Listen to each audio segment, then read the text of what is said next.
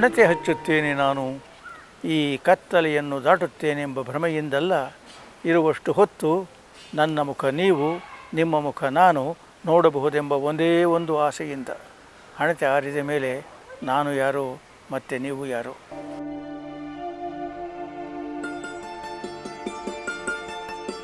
ರಾಷ್ಟ್ರಕವಿ ಗುಗ್ಗರಿ Shantaveerappa Shivarudrappa, affectionately called GSS by his admirers. National Poet of Kannada Literature, is one of the most important poets who have enlightened the modern Kannada poetry. Shivarudrappa's poetry blossomed at the end of Navodaya, romantic era, but stood witness to all changes like Navya, modern poetry, Bhandaya, rebel poetry, by absorbing the essential changes. In this sense, GSS is a constant contemporary to great poets like Kuvempu and Bendre, as well as to present-day young poets like Siddhalingaya and Hanumantaya. GSS poetry has swayed the hearts of Sahridaya Kannadigas and has reverberated in their ears and minds, taking them to a new horizon of emotions embedded with human touch. Here, another great writer, Jnanapita awardee U.R. Ananthamurthy talks with GSS. ನಾವೆಲ್ಲ ಪ್ರೀತಿಯಿಂದ ಮೇಷ್ಟ್ರು ಅಂತ ಕರೆಯುವ GS ಶಿವರುದ್ರಪ್ಪನವರನ್ನು ಸ್ವಲ್ಪ ಮಾತಾಡ್ಸೋದಕ್ಕೆ ಅಂತ ಬಂದಿದ್ದೀನಿ ನಾನು. ಮುಖ್ಯವಾಗಿ ನಾನು ಮೇಷ್ಟ್ರನ್ನು 3 ದೃಷ್ಟಿಗಳಿಂದ ನೋಡ್ತೀನಿ. ಒಂದು, ಅಪಾರವಾದ ಸಂಖ್ಯೆಯ ವಿದ್ಯಾರ್ಥಿಗಳನ್ನು ಪಡೆದ ಮೇಷ್ಟ್ರು ಅವರು. ಒಂದು ಬಹುಶಃ ಕರ್ನಾಟಕದ ಅತ್ಯುತ್ತಮ ಇಲಾಖೆ ಒಂದನ್ನು ಕಟ್ಟಿದವರು ಅಂತ ನನ್ನ ದೃಷ್ಟಿಯಲ್ಲಿ. ಅದು ಮೊದಲನೇದು. ಎರಡನೇದು, ಒಂದು ಅಪಾರವಾದ ಸಂಖ್ಯೆಯ ಲೇಖಕರನ್ನು ಬೆಳೆಸಿದವರು ಇವರು. ಮೂರನೇದು, ಅವರು ಕಾವ್ಯಶಾಸ್ತ್ರಜ್ಞರು. ನಾನು ಇವರು ಬಂದವನೇ ಕೇಳಿದೆ, ನಿಮ್ಮ ಮೊದಲ ಪದ್ಯ ಯಾವ ಸರ್ ಅಂತ. 44ನೇ ಇಸ್ವಿಯಲ್ಲಿ ಅವರು ಒಂದು ಪದ್ಯ ಬರೆದಿದ್ದಾರೆ. ಆಗ ನಂಗೆ 12 ವರ್ಷ ಸರ್. ನಂಗೆ 12, 18 ವರ್ಷದವರು. ನನಗೂ ಎಲ್ಲ ಭಾಳ ಇಷ್ಟವಾಗಿತ್ತು.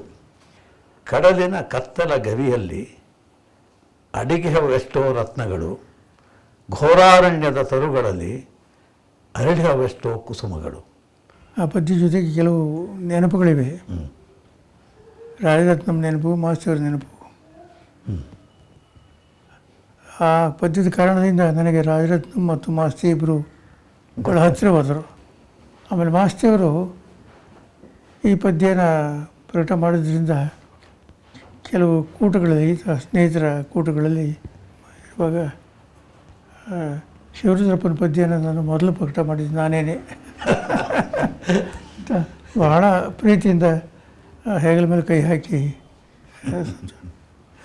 ಭಾಳ ಅಪರೂಪದ ನಗೆ ಅದು ಮಾಸ್ತಿಯವರ ನಗೆ. ಈ 2 ನೆನಪುಗಳು. ಸೊ ರಾಜರತ್ನಂವರ ಪ್ರೀತಿ, ಮಾಸ್ತಿಯವರ ಆಶೀರ್ವಾದ ನನ್ನ ವ್ಯಕ್ತಿತ್ವದೊಳಗೆ ಸೇರಿಕೊಂಡ ಸಂದರ್ಭ ಅದು ಅಂತ ನಾನು ತಿಳ್ಕೊಂಡಿದ್ದೆ. ಮೇಷ್ಟ್ರೆ, ತಾನು ಒಂದು ಹೇಳ್ತೀನಿ. ನೀವು ಮಹಾರಾಜ ಕಾಲೇಜಲ್ಲಿ ಮೇಷ್ಟ್ರಾಗಿದ್ದಿರಿ, ಯಂಗ್ ಟೀಚರ್. ನಾನು ಅವಾಗ ಸ್ಟೂಡೆಂಟ್ ಆಗಿದ್ದೆ. ನಾನು ಎಂದೆಂದೂ ಮುಗಿಯದ ಕಥೆ ಅಂತ ಒಂದು ಕಥೆಯನ್ನು ಬರೆದೆ. ಇವರು ಬಂದು ನಾನು ಎದುರಲ್ಲಿ ಕೂತಿದ್ದೆ. ಕತೆ ಭಾಳ ಚೆನ್ನಾಗಿದೆ, ನೀನು ಚೆನ್ನಾಗಿ ಬರಿತೀಯ. ಆಮೇಲೆ ಮುಂದೇನು ಹೇಳಿದ್ರಿ ಅಂದರೆ, ಆಗಸ್ಟ್ಗೆ ಮುಂದೆ ಅವರು ಕೂತಿರೋದು ಸ್ವಲ್ಪ ಇಂಗ್ಲೀಷ್ ಕಾವ್ಯದ ನೆನಪು ತರುತ್ತೆ ಅಂತ ಅಂದಿದ್ರಿ. ಇಲ್ಲ ಸರ್, ನಮ್ಮಲ್ಲೆಲ್ಲ ಆಗಸ್ಟ್ಗೆ ಎದುರುಗೇ ನಾವು ಕೂತ್ಕೊಂಡು ಮಾತಾಡೋದು ಮಲೆನಾಡಿನಲ್ಲಿ. ಅದು ಬಚ್ಚಲು ಹೊಲೆಯಲ್ಲಿ ನಾನು ಇವರಿಗೆ ಹೇಳಿದ್ದೆ. ನೀವು ಹೀಗೇ ಬಹಳ ಜನ ಲೇಖಕರನ್ನು ಅವ್ರು ಹೇಗೆ ನಿಮ್ಮನ್ನು ಗುರುತಿಸಿದ್ರೋ ನೀವು ಹಾಗೆ ಗುರುತಿಸಿದ್ದೀರಿ. ಇದೊಂದು ಕನ್ನಡದ ಪುಣ್ಯ ಅಂತ ಕಾಣುತ್ತೆ. ಸೊ ಕುವೆಂಪು ಅವರ ಇಡೀ ಕಾವ್ಯ ಅನ್ನೋದೇ ನಮಗೆ ಸ್ಫೂರ್ತಿದಾಯಕವಾಗಿತ್ತು. ಆಗಿನ ಕಾಲದಲ್ಲಿ ಬರೆದ್ರೆ ಅವ್ರು ಹಾಗೆ ಬರೀಬೇಕು, ಮಾತಾಡಿದವರು ಹಾಗೆ ಮಾತಾಡಬೇಕು ಅನ್ನೋ ಒಂದು ದಾಸೆ ಅಂತ ಹೇಳಿದರೆ ಒಂದು ಭಾವುಕವಾದ ಒಂದು ಮನಸ್ಥಿತಿಯಲ್ಲಿ ನಾವು ಇದ್ಬೋದು. ಆಮೇಲೆ ನಮಗೆ ನೀವು ಬಹಳ ಪ್ರಿಯವಾಗಿದ್ದು, ನಾನು ವಿದ್ಯಾರ್ಥಿಯಾಗಿದ್ದಾಗ ನಿಮ್ಮ ಜಡೆ ಪದ್ಯದಿಂದ ಅದನ್ನು ಸ್ವಲ್ಪ ಓದಕ್ಕಾಗತ್ತಾ ಸರ್ ನಿಮಗೆ? ಲಲನೆಯರ ಬೆನ್ನಿನಡೆ ಹಾವಿನೊಲು ಜೋಲುವ ಜಡೆ, ಕಾಳಿಂದಿಯಂತಿಡಿದು ಕೊರಳೆಡೆಗೆ ಕಬಲೊಡೆದು ಅತ್ತಿತ್ತ ಹರಿದ ಜಡೆ, ಚೇಳಿಕೊಂಡೆಯಂಥ ಜಡೆ, ಮೋಟು ಜಡೆ ಚೋಟು ಜಡೆ, ಚಿಕ್ಕವರ ಚಿನ್ನ ಜಡೆ, ಮುಂಗಾರು ಮೋಡಗಳು ದಿಕ್ಕು ದಿಕ್ಕಿಗೆ ಬಿಚ್ಚಿ ಹರಡಿರುವ ಮಳೆಯ ಜಡೆ, ಚಂದ್ರಚೂಡನ ವ್ಯೋಮಕೇಶನ ವಿಶ್ವವನ್ನೇ ವ್ಯಾಪಿಸುತ್ತಾ ತುಂಬಿರುವ ಜಡೆ, ಗಾನಗಳ ಕಾವ್ಯಗಳ ಶಿಲ್ಪಗಳ ಕಲೆಯ ಜಡೆ, ಎಲ್ಲವೂ ರಮ್ಯವೆಲ್ಲ ಜಡೆಯಾಚೆ ತಿರುಗಿಸಿದ ತಾಯ ಮುಖ ಮಾತ್ರ ಎಂದಿಗೂ ಕಾಣದಲ್ಲ. Rashtrakavi Dr. G.S. Shivarudrappa was born on 7th February 1926 at Shikaripura in Shivamogga district. His father's name was Shantavirappa and mother's Veeramma. As his father was a school teacher, GSS had to spend his early years in various places.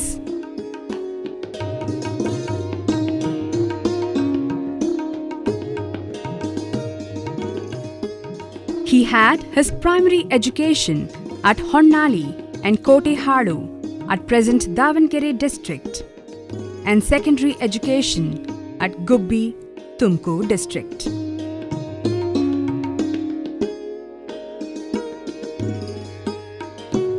He completed intermediate at Tumkur and graduated from Maharaja's College, Mysore in 1949. In Mysore, he was fortunate to have literary stalwarts like K.V. Puttappa, T.N. Shrikantaya and D.L. Narsimhachar as his professors. ತೆಂಗಿನ ಮರ ಇವತ್ತಿಗೂ ಕೂಡ ನನಗೆ ಅತ್ಯಂತ ಆಶ್ಚರ್ಯಕರವಾದ ಒಂದು ವಸ್ತುವಾಗಿ ತೋರ್ತಾ ಇದೆ. ಮರಗಳಲ್ಲಿ ನನ್ನನ್ನು ತುಂಬ ಸೆಳೆದದ್ದು ತೆಂಗಿನ ಮರ. ಅದು ಈಗಲೋ ಆಗಲೋ ಹಾರಿ ಹೋಗಲೆಂದು ಗರಿಬಿಚ್ಚಿಕೊಂಡು ನಿಂತ ಒಂಟಿ ಕಾಲಿನ ಪಕ್ಷಿಯಂತೆ ತೋರುವ ತೆಂಗಿನ ಮರಗಳ ವಿಸ್ತಾರದ ಒಂದು ಊರಿನಲ್ಲಿ ನಾನು ಪರಿಸರದಲ್ಲಿ ನಾನು ಬೆಳೆದಿದ್ದು. ಹೀಗೆ ನನ್ನ ಕಾವ್ಯವನ್ನು ತೆಂಗಿನ ಮರಕ್ಕೂ ಹೋಲಿಸಿದ್ದು ಉಂಟು ಕೆಲವು ವಿಮರ್ಶಕರು. ಅದು ಎಳ್ನೀರು ಭಾಳ ಆರೋಗ್ಯಕ್ಕೆ ಭಾಳ ಒಳ್ಳೆಯದು ಅನ್ನೋ ಅರ್ಥದಲ್ಲಿ. After completing BA Honours, he worked in Davangere as a lecturer. It was here that he got married to Rudrani on 8th May 1950. Shivarudrappa completed his post-graduation in 1953 while he was teaching in Maharaja's College, Mysore. He was a gold medalist. Later, he worked in Shivamogga and Mysore as a lecturer. In 1960, he got his PhD for his thesis, Saundarya Samikshe, Critical Studies of Aesthetics, under the guidance of his mentor K.V. Puttappa, better known by his pen name Kuvempu. 1963 to 1966, he worked as a reader and headed the Department of Kannada in Osmania University, Hyderabad. From 1966 to 1987, he worked as a professor and director of Kannada Adhyayana Kendra in Bangalore University.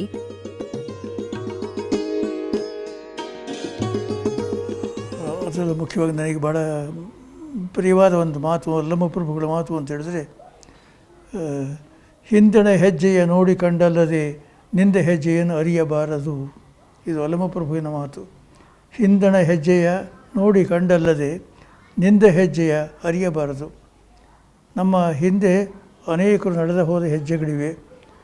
ನಾವು ನಿಂದ ಹೆಜ್ಜೆಯನ್ನು, ನಮ್ಮ ವರ್ತಮಾನವನ್ನು ತಿಳ್ಕೋಬೇಕಾದ್ರೆ ನಾವು ಗತಕಾಲವನ್ನು ಸಂಪೂರ್ಣವಾಗಿ ಚೆನ್ನಾಗಿ ಅರ್ಥ ಮಾಡ್ಕೋಬೇಕು.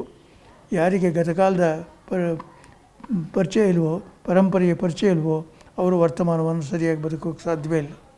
ನಾನು ಈ ವಿಶ್ವವಿದ್ಯಾಲಯದ ಈ ಅಡ್ಮಿನಿಸ್ಟ್ರೇಷನ್, ಈ ಡಿಪಾರ್ಟ್ಮೆಂಟ್ ಕಟ್ಟೋದು ಇದೆಯಲ್ಲ, ಈ ಕಟ್ಟೋ ಕೆಲಸದ ವಿಚಾರದಲ್ಲಿ ಯೋಚನೆ ಮಾಡಿದೆ. ಆಗ ಮೈಸೂರು ಭಾಳ ಮುಖ್ಯವಾದ ವಿಶ್ವವಿದ್ಯಾಲಯಗಳಂತ ಹೇಳಿದ್ರೆ ಮೂರೇ: ಮೈಸೂರು ವಿಶ್ವವಿದ್ಯಾಲಯ, ಮತ್ತು ಕರ್ನಾಟಕ ವಿಶ್ವವಿದ್ಯಾಲಯ, ಆಗ್ತಾನೆ ಪ್ರಾರಂಭವಾದ ಬೆಂಗಳೂರು ವಿಶ್ವವಿದ್ಯಾಲಯ. ಇದನ್ನು ಹೇಗೆ ಬೆಳೆಸಬೇಕು ಬೇರೆ ವಿಶ್ವವಿದ್ಯಾಲಯಗಳ ಬೆಳಕಲ್ಲಿ ಅಂತ. ಆಗ ನಾನು ಯೋಚನೆ ಮಾಡಿದೆ, ಇದನ್ನು ಬೆಂಗಳೂರಿನ ವಿಶ್ವವಿದ್ಯಾಲಯವನ್ನು ವಿಮರ್ಶೆಯ ಕೇಂದ್ರವನ್ನಾಗಿ ಬೆಳೆಸಬೇಕು ಅಂತ ನನಗೆ ಯೋಚನೆ ಬಂತು. ಆಮೇಲೆ ಭಾಳ ಮುಖ್ಯವಾದ ಕೆಲಸ ಅಂತ ಹೇಳಿದ್ರೆ, ಆಗ ಒಂದು ಕಡೆ ನವೋದಯ ಚಳವಳಿ, ಇನ್ನೊಂದು ಕಡೆ ನವ್ಯ, ಮತ್ತೊಂದು ಕಡೆ ಆಗ ತಾನೇ ಬರ್ತದೆ ಬಂಡಾಯ ಚಳವಳಿ. ಈ ಮೂರೂ ಚಳುವಳಿಗಳನ್ನ ಒಂದು ಒಟ್ಟುಗೂಡಿಸೋದು ಹೇಗೆ ಅನ್ನೋದು ನನ್ನ ಮುಖ್ಯವಾದ ಕಾಳಜಿ ಆಗಿ ಕಾಣ್ತಾ ಇತ್ತು. ಏಕೆಂದರೆ ಸಾಹಿತ್ಯ ಎಲ್ಲರಿಗೂ ಬೇಕಾದ್ದೇನೆ. ಅಭಿಪ್ರಾಯ ಭೇದ, ಬರವಣಿಗೆಯ ಭೇದಗಳು ಬೇರೆ ಬೇರೆ ಕೊಡೋದು, ಭಿನ್ನವಿದ್ದು ಹೇಗೆ ಬೆರೆಯಬಹುದು ಅನ್ನೋದು ಭಾಳ ಮುಖ್ಯವಾದ ಪ್ರಶ್ನೆಯಾಗಿ ನನಗೆ ತೋರಿಸ್ತದೆ. ಅವರು ಕನ್ನಡ ಅಧ್ಯಯನ ಕೇಂದ್ರ ನಿರ್ದೇಶಕರಾಗಿದ್ದಾಗ ಒಂದು ಸಾಂಸ್ಕೃತಿಕ ಸನ್ನಿವೇಶ ಒಂದು ಹೇಗೆ ನಿರ್ಮಾಣ ಆಯಿತು ಅಂತಂದರೆ, ಅವರು ಕಟ್ಟಿದಂಥ ಒಂದು ಆಯ್ಕೆ ಮಾಡಿಕೊಂಡು ಕಟ್ಟಿದಂಥ ಒಂದು ಪಡೆ ಏನಿತ್ತು ಕನ್ನಡ ಅಧ್ಯಯನ ಕೇಂದ್ರದಲ್ಲಿ, ಅದು ಬಹುಮುಖಿಯಾಗಿತ್ತು. ಅಂದರೆ ಅದಕ್ಕೆ ವಿಸ್ತಾರ ಬಹಳ ದೊಡ್ಡದಾಗಿತ್ತು. ಅಂದರೆ ಅವರು ಒಬ್ಬರು ಇನ್ನೊಬ್ಬರ ಥರ ಇರಲಿಲ್ಲ. ಒಬ್ಬರ ಚಿಂತನಾ ಕ್ರಮ ಇನ್ನೊಬ್ಬರ ಚಿಂತನಾ ಕ್ರಮಕ್ಕೆ ಸಂಪೂರ್ಣವಾಗಿ ಫರ್ಕ್ ಬೇರೆ ಆಗಿತ್ತದು. ಈ ಬೇರೆ ಆಗಿದ್ದರೂ ಕೂಡ ಒಟ್ಟಿಗೆ ಇರಬಹುದು. JSS ಅವರು ಮತ್ತೆ ಮತ್ತೆ ಹೇಳುವ ಮಾತೇನು ಅಂತಂದರೆ, ಭಿನ್ನವಿದ್ದು ಬೆರೆಯಬಹುದು. ಇದವರ ಒಂದು ತಾತ್ವಿಕತೆ ಇದು. GSS is a great poet and thinker. The strength of G.S. Shivarudrappa's poetry lies in elaboration of constant efforts to seek common values of life by blending present experiences with the values of the past. His poetry does not make value judgments. It focuses more on upholding a layman's values and love for life. ಭಾರತೀಯ ಕಾವ್ಯ ಪರಂಪರೆ, ಕಾವ್ಯ ಮೀಮಾಂಸಾ ಪರಂಪರೆ, ಇವುಗಳಲ್ಲಿ ಆಳವಾದ ಪ್ರವೇಶ ಸಿಕ್ತು ಇವರಿಗೆ. ಕಾವ್ಯ ಪ್ರಯೋಜನ ಏನು ಅನ್ನೋದನ್ನು ಹಿಂದಿನ ಅಲಂಕಾರಿಕರು ಹೇಳಿದ್ದನ್ನು ಇವರಿಗೆ ಕುವೆಂಪು ಅವರ ಮೂಲಕ ಇದಾಯಿತು. ಕುವೆಂಪು ನಮ್ಮ ತರಗತಿಗೆ, ಆಮೇಲೆ ಇವ್ರ ತರಗತಿಗೆ, ಆಮೇಲೆ ನಮ್ಮ ತರಗತಿಗೆ ಎಲ್ಲನೂ ಕಾವ್ಯಮೀಮಾಂಸೆ ಪಾಠ ಹೇಳ್ತಾಯಿದ್ರು ಕುವೆಂಪುರವರು. ಅವರೇ ಸ್ವಯಂ ಕವಿಯಾಗಿದ್ದರಿಂದ, ದೊಡ್ಡ ಕವಿಯಾಗಿದ್ದರಿಂದ ಸೃಜನಶೀಲವಾಗಿ ಒಂದು ಕಾವ್ಯಮೀಮಾಂಸೆ ಅನ್ನೋ ಒಂದು ಶಾಸ್ತ್ರನ ಸೃಜನಶೀಲವಾಗಿ ಮಾಡಿಬಿಟ್ಟಿದ್ರು ಅವರು. ಅದನ್ನು ಕೇಳೋದೆ, ಈಗ ಪಂಪ ಆಯಿತು, ಕುಮಾರವ್ಯಾಸ ಆಯಿತು, ಅವನ ಹೃದಯವನ್ನು ಪ್ರವೇಶಿಸಿ, ಅವನ ಮನೋಲೋಕವನ್ನು ಪ್ರವೇಶಿಸಿ ಈ ಕಾವ್ಯಮೀಮಾಂಸೆಯ ಸೂತ್ರಗಳಿಗೆ ವ್ಯಾಖ್ಯಾನ ಮಾಡೋ ಶಕ್ತಿ ಇತ್ತು. ಅದನ್ನು ಶಿವರುದ್ರಪ್ಪನವರು ಸಂಪೂರ್ಣವಾಗಿ ಗ್ರಹಿಸಿದರು. JSS ಮೂಲತಃ ಬದುಕನ್ನು ಕರಾರುಗಳಿಲ್ಲದೆ ಪ್ರೀತಿಸುವಂಥ ಕವಿ. ಅದರಿಂದಲೇ ಬದುಕು ಸತತವಾಗಿ ಅನ್ನುವ ಹಾಗೆ ಒಡ್ಡುವ ಸವಾಲುಗಳನ್ನು, ಬಿಕ್ಕಟ್ಟುಗಳನ್ನು, ತಲ್ಲಣಗಳನ್ನು ಅವರು ಮುಖಾಮುಖಿ ಆಗೋದು ಅಸಾಧಾರಣ ಅನ್ನಬಹುದಾದ ನಿರುದ್ವಿಗ್ನತೆಯಲ್ಲಿ. ಇದರ ಮೂಲ ಎಲ್ಲಿದೆ ಅಂದರೆ ಒಂದು ಅಖಂಡವಾದ ಜೀವ ಪ್ರೀತಿಯಲ್ಲಿ ಅಂತ ಅನಿಸುತ್ತೆ. JSS ಅವರ ಹೆಣ್ಣನ್ನು ಕುರಿತ ದೃಷ್ಟಿಕೋನ ಏನಿದೆ ಅದನ್ನು ನಾವು ನೋಡಬೇಕಾಗಿರೋದು ಈ ಹಿನ್ನೆಲೆಯಲ್ಲೇ ಅಂತ ನನಗೆ ಅನಿಸುತ್ತೆ. ಹೆಣ್ಣನ್ನು ಕುರಿತ ಹಾಗೆ JSS ಅವರ ನಿಲುವೇನಿದೆ ಅದು ನವೋದಯದವರಿಗಿಂತ ಮತ್ತು ನವ್ಯರಿಗಿಂತ ಸಂಪೂರ್ಣವಾಗಿ ಭಿನ್ನವಾದದ್ದು. JSS ಅವರ ಕಾವ್ಯದಲ್ಲಿ ಬಹಳ ಮುಖ್ಯವಾದ 2 ಕವನಗಳು ಹೆಣ್ಣನ್ನು ಕುರಿತ ಹಾಗೆ ಅಂತ ನನಗನ್ಸೋದು. ಒಂದು ಅಮೃತ ಮುಹೂರ್ತ, ಇನ್ನೊಂದು ಜಡೆ. ಈ ಎರಡರಲ್ಲೂ ಅವರು ಹೆಣ್ಣನ್ನು ಎಂಥ ಶಕ್ತಿ ಚೈತನ್ಯದ ನೆಲೆಯಲ್ಲಿ ಹಿಡಿಯೋದಕ್ಕೆ ಪ್ರಯತ್ನ ಪಡ್ತಾರೆ ಅಂತಂದರೆ, ಲೋಕದ ಯಾವ ಶಕ್ತಿಯೂ ಅವಳ ಶಕ್ತಿ ಚೈತನ್ಯವನ್ನು ನಿಯಂತ್ರಿಸೋದಕ್ಕೆ ಸಾಧ್ಯವೇ ಆಗಲ್ಲ ಅನ್ನುವ ನೆಲೆಯಲ್ಲಿ JSS ಅದನ್ನು ಹಿಡಿಯೋದಕ್ಕೆ ಪ್ರಯತ್ನಿಸ್ತಾರೆ. GSS has published 13 collections of poems. Samagana is his first collection published in 1951 and Vyaktamadhya is his latest one published in 1999. GSS, who began writing poetry from the time of Navodaya movement, continues to write even in post-Navya period. In spite of changing trends in social, political and cultural scenario, he has not lost his creativity. On the other hand, these challenges have sharpened his thoughts. As a result of this, GSS has been able to respond to cultural and literary challenges of the time, maintaining continuity of time and consciousness.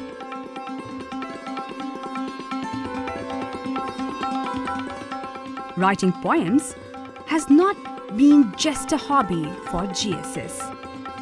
It is a kind of meditation. It is a perpetual thirst to become aware of contours of life, society, and relationships. He says, "I write because I cannot keep quiet. I write to document my agony and feelings, my actions and reactions. I write to realize myself." He has been writing poetry for several decades now, during which period there have been many big changes in the Kannada literary milieu. And every time a major change happens, he absorbs the best from those new movements, but still retains his own original poetic stamp. And the poetry that he has written is voluminous, good both in quality and quantity.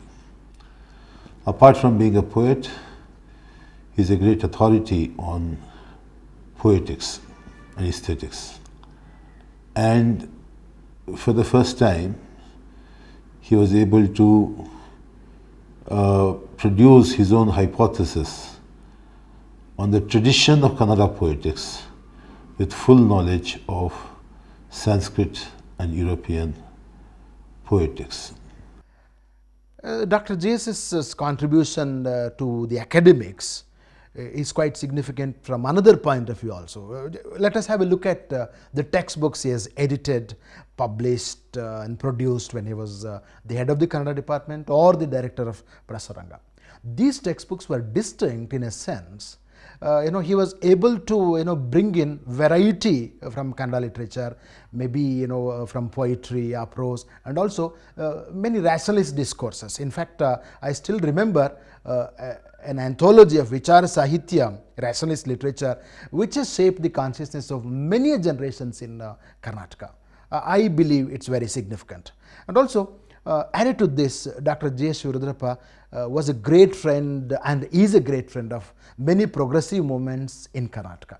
Maybe they are social or cultural,